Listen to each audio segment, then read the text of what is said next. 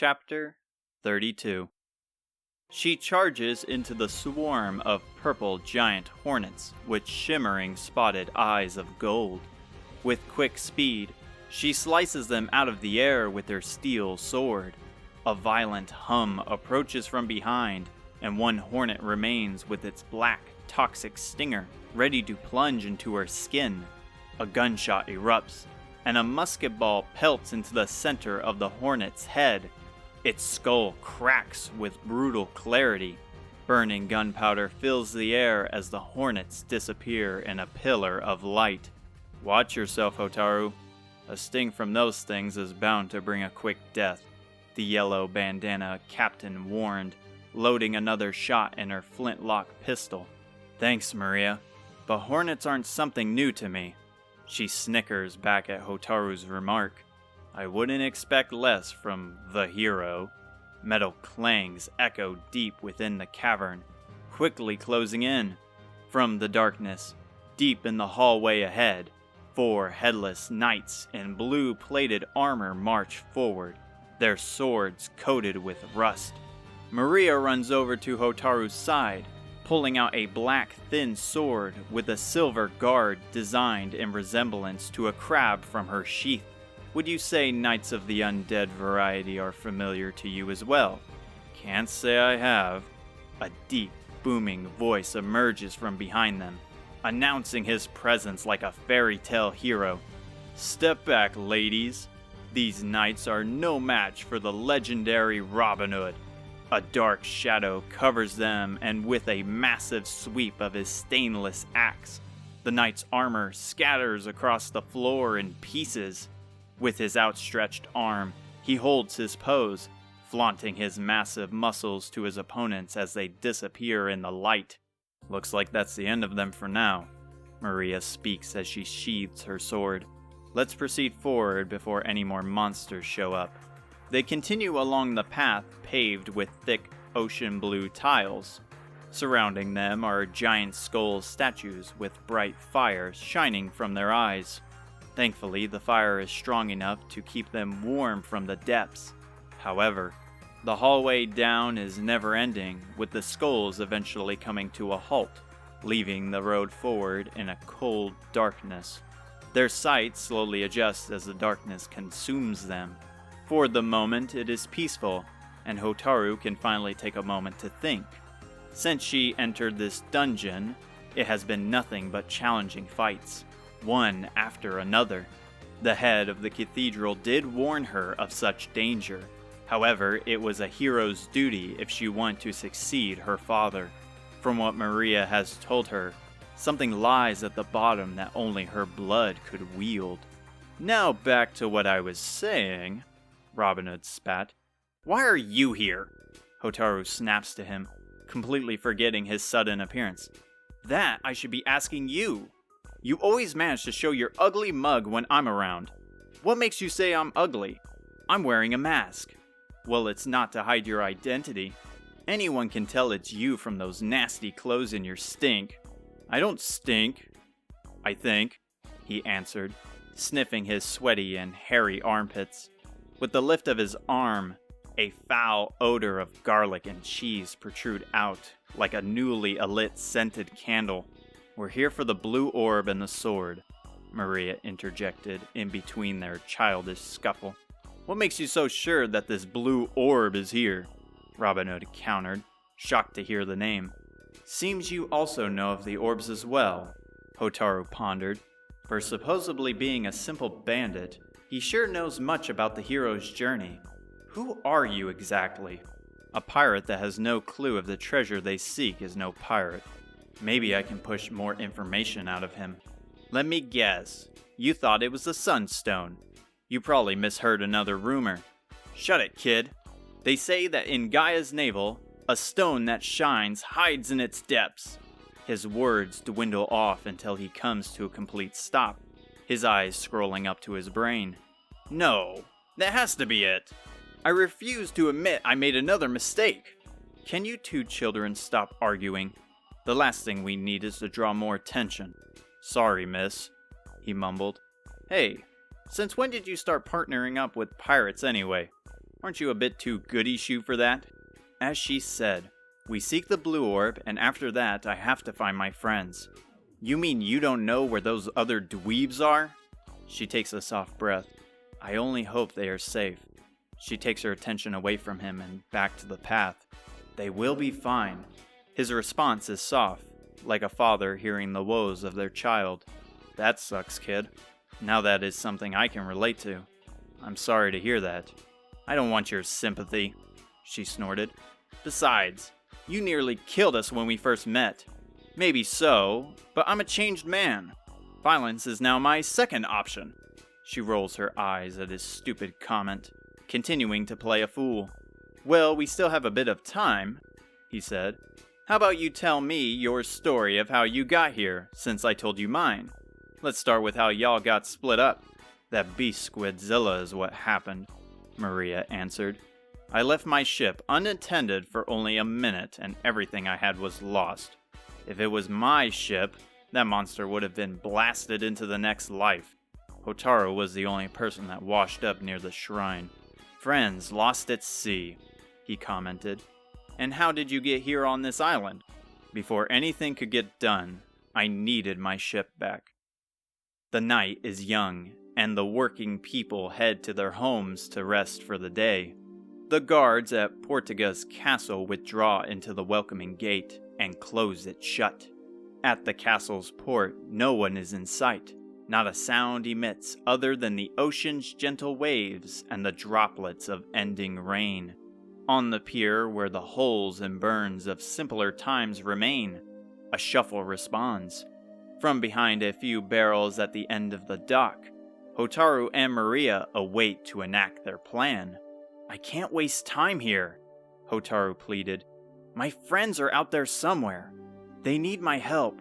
Listen to me, Hotaru, Maria whispered, grabbing hold of Hotaru's shoulders and looking into her panicking eyes. We don't know where your friends are, but we need something to grant us a fighting chance. We need a ship. Then why are we headed to Lanson?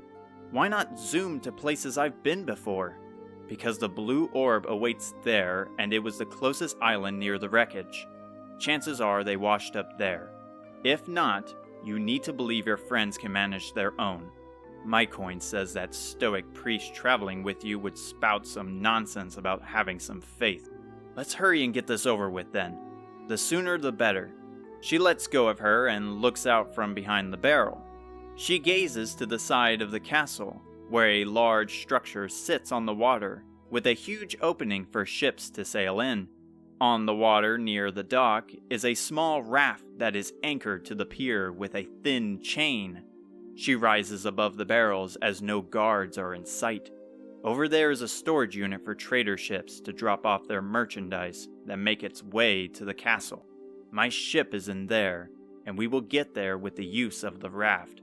Won't they know a giant missing ship? Not till morning, as no guards are posted there at night. Still, won't they know it was you who stole it? Most likely. And they will probably hunt me down until I'm dead. But with Baramos roaming freely, a city of soldiers is just another thing to add to my plate. She finished, darting to the raft's anchor. Hotaru follows her and eases into the shaky raft. It barely fits 2 people, and without the beautiful shining moon, its black color would be invisible in the night. She unhooks the chain, detaching it from the post and raft, dropping it into the ocean. She takes the 2 matching colored oars at the side and gently rows to not make a sound. The rain stops, and the still water ripples with every paddle, disorienting the reflecting moon. Hotaru looks to the clear sky, snuggling in her cape in hopes of shielding herself from the cold and her anxieties, pondering her friend's safety. Isamu, wherever he is, will be fine, but the other 2 worry her. Aziza has been getting tougher along the journey, but she knows the devastation Aziza carries when separated from her friends. She might not be able to think rationally, as she tries to find any one of them, no different than when they were kids. Yet Hotaru finds it hard to believe that anymore. Aziza was the one to save her in the desert, whereas Hotaru fainted from panic. She even held her own against Isamu when facing head-to-head. She has grown into a powerful fighter, and Fedir, unlike those two, still heavily relies on the others as well as the goddess, but something about him has changed. It's just as Maria said, he has grown more stoic. In the face of danger, he doesn't quiver, he stands his ground. However, it's not brave like Isamu, it's different, like having knowledge of future events. Hotaru has recently been sensing these things happening when he closes his eyes and appears deep in thought. He knew Maria wouldn't harm them. He knew the Squidzilla was approaching. His magic must have grown to provide a power far beyond what Hotaru is capable of. Perhaps it isn't any of them she should worry about. She is the one falling behind. The paddling comes to an end as the sky disappears, and before her eyes, atop the water it floats. Maria's ship. It sits on the water, anchored like the raft, with a stone platform surrounding it with dozens of boxes, barrels, and loose tools. The ship is a tad larger than the last, with several cannons on its side. As they pass it, just above the center of the hull, large fancy black text reads, Vento Eterno. Maria gazes at the beautiful vessel. There awaits my beauty. After claiming what was rightfully mine, we made our way straight here. Robin Hood has his hands clamped together, and though his dirty mask covers his face, his eyes shine, like a child hearing a magical story. That's amazing! To pull such a heist with such clean skill! You are after my heart with stories like that, Hotaru scoffed. Like you would have a chance with her. She has more talent in one finger than your whole body. Both of your flattery won't sway my feelings towards any of you. After all this is done, it's off to sea with my new key. You still won't consider fighting against Baramos? And what of the others? We have yet to find any of them. My contribution is aiding you with the orbs. Finding your friends is your own venture. With the red orb in your hands, and the blue one soon to join, I will be fulfilled. Aiding me? You call holding us hostage for your own personal gain aiding me? Just when I thought we were getting close. She still carries that I don't care attitude. I think we just about reached the end, Robin Hood spouted, pointing to a golden sword that is placed on a pedestal. They reached the end of the line, where the sword in the shape of a lightning bolt, alighting the room with its yellow glow, is impaled into a bronze pedestal. Behind the blade is a massive statue of a strong man with a godly physique and an ancient toga. Its massive arm is reaching for the sword with a curled fist. On the pedestal, a golden plaque reads, Come forward, blood of the hero, and claim your rightful power. Otherwise, meet your demise by the thunderous might of the heroes before. Robin Hood scratches his head, lifting away from the text.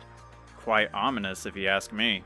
From what I understand, the weapon is known as the Thunderbolt Sword, said to strike lightning down on its wielder's foes. Hotaru spins to Maria. If that's the case, then Baramos doesn't stand a chance. Then grab it. She gestures like presenting an award. Only the hero can claim it, so that means you. Yeah, let's see it, Robin Hood added. Shut it. Maybe you should try since you're so confident. Enough bickering already and just grab it, Maria shouts with rage. They both look at her with fear in their eyes. She taps her finger on her wrist as she crosses her arms. Together they quiet down and mutter, Sorry, miss. Grandma never mentioned Dad wielding a legendary sword. Did he keep it hidden, or was he incapable of using it? Hotaru realigns with the shining sword. Stepping up to the plate and gazing down onto its silver hilt, small streaks of electricity flow around like a wheel. She wiggles her fingers, slowly stretching for the handle. Her body shakes as she recalls its cryptic words. Though she knows and has been told of her heroic history, facing it now to prove it is beyond frightening. She takes hold of the hilt, and she screams in pain. Electricity travels up the blade, to the hilt and into her hand. Her organs feel as if they are getting fried. Her body shakes with violence, and finally, the electric jolts course through her black hair, forcing it to rise. Several pillars of hair are completely straight, like a bed of spikes. The brutal, shocking stop. Smoke releases from her cyan tunic and blue cape. She kneels to the floor in pain, holding out her hand to see the small jolts jumping from each of her fingers. "Are you okay, kid?" Robin Hood shouted, running over to her and lending an arm to grab. But the electricity from her body leaps out and pushes Robin Hood back with a yelp. The statue above vibrates with an intense force, nearly knocking him to his feet. The eyes in the statue light with a calming blue, and the fist slowly opens. A blue light emits through the fingers as they open, and the blue orb crashes to the ground, still in pristine condition. A voice calls from the darkness. "Hotaru will be fine.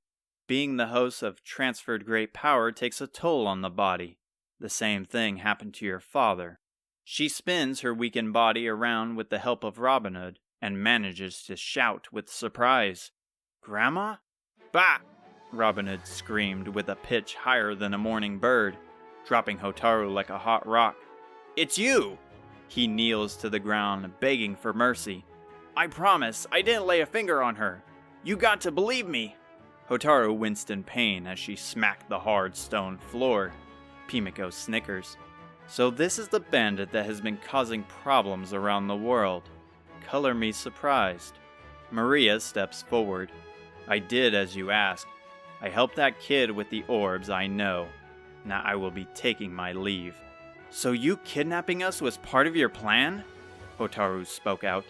"It was her idea. The old coot has a liking for putting people she loves in unwanted scenarios." "Old coot isn't something I've been called in a long time," she responded, unfazed by her rude remarks. "Surely you understand the trials one must go through to save the world." "Whatever you say. I'm not done with you yet. We still need you and your ship for Necrogon." "I don't think so. I have other matters I wish to attend to." "Are you scared? Afraid we will fall for the same mistakes? Because things are different this time." "And how so?" "Because this isn't my fight." She points to Hotaru. "It's hers, and the allies she has accumulated through the journey, not some mindless military aiming for an ulterior motive." She leans her head over. "So no kings?" "Can't. Most are against the idea. The operation remains with its people." Pimiko dons a face of power and knowledge, like a general of an army. Hotaru still struggles to see her grandma in this light. She chuckles. "You truly believe a couple of kids hanging on to hope will stop the Archfiend? They succeeded in your task. They have scoured the world on blind faith. Even in the jaws of death they still stand. What they hold is more than mere hope. It's promise." Hotaru's eyes spring open. "They're alive?" Maria shakes her head with a grin. "You're a strange bird. Maybe if our wishes align, I will consider it." She walks off into the depths. "Wait!" Hotaru cried, standing to her feet. "Then that monster that sank the ship. You planned that all from the start? My friends are out there all because of your stupid plan?" "Ease yourself, Hotaru," Pimiko said with a gentle voice. "You all splitting off was unplanned, but I'm happy to tell you that everyone is safe and waiting for your return in Japan. They also managed to get their hands on 2 more orbs." She takes a deep breath she's been holding in for several days. "Thank the goddess you're all okay," she whispered, placing her hand to her heart. It beats with intense speed like a flash of lightning. She steps over to Hotaru, crouching down to her eyes and wiping her tears. "I have put you kids through a lot, and I'm sorry. I simply wish for you to be ready for whatever may come. Now let's hurry. From the stories they told, they miss you heavily, and so do I. Surely escaping their grasp once we arrive is impossible. We can even share a meal and take a moment to rest. After all, you kids have earned it." She combs her scattered hair with her hand, straightening it back down. "And where are you off to?" she asked, keeping her attention on Hotaru, who was holding back tears and pressing her face into Pimiko's shoulder. "Me?" Robin Hood said, pointing to himself. "I figured we all did a job well done, and that I should be heading back on the road. What if I told you that Baramos held the Sunstone?" He flinches, but his voice is calm. "How do you even know of that?" "I carry more knowledge that I sometimes wish I didn't. I know what it is you are after, for I have seen it myself." He gasped, trying to think of his next words. "Join Hotaru," she ordered. "She will need your help. Once she succeeds in her mission, so will you. Consider it another offer compared to what else I have in store." "Fine, I will be there," he sighed. "How did I even get caught up in this mess?"